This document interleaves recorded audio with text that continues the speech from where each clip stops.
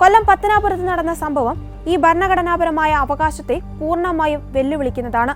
ദുർനടത്തിപ്പുകാർ, വിഗ്രഹാരാധകർ, വ്യഭിചാരികൾ, സ്വയഭോഗികൾ, പുരുഷകാമികൾ, കള്ളന്മാർ, അത്യാഗ്രഹികൾ, മദ്യപന്മാർ, പിടിച്ചുപറിക്കാർ എന്നിവർ ദൈവരാജ്യം അവകാശമാക്കുകയില്ല എന്ന വിശുദ്ധ പൗലോസ് ശ്ലീഹ കൊറിന്തോസുകാർക്ക് എഴുതിയ 1-ാം ലേഖനം 6-ാം അധ്യായത്തിലെ 9-10 വചനങ്ങളാണ് BJP പ്രവർത്തകർ കറുത്ത സ്പ്രേ പെയിന്റ് ഉപയോഗിച്ച് പോലീസിന്റെ സാന്നിധ്യത്തിൽ മായ്ച്ചു കളഞ്ഞത്.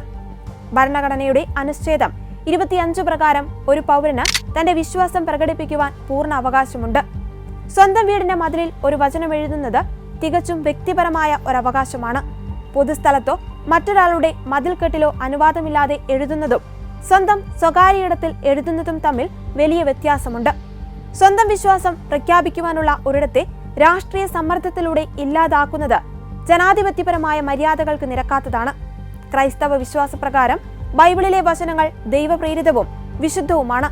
ഇതിൽ പലയിടത്തും വിഗ്രഹാരാധന സംബന്ധിച്ച പരാമർശങ്ങൾ വരുന്നത് മറ്റു മതസ്ഥരെ അധിക്ഷേപിക്കാനല്ല, മറിച്ച് തങ്ങളുടെ ഏകദൈവ വിശ്വാസത്തെ ഉറപ്പിച്ചു പറയുന്നതിന്റെ ഭാഗമായാണ്.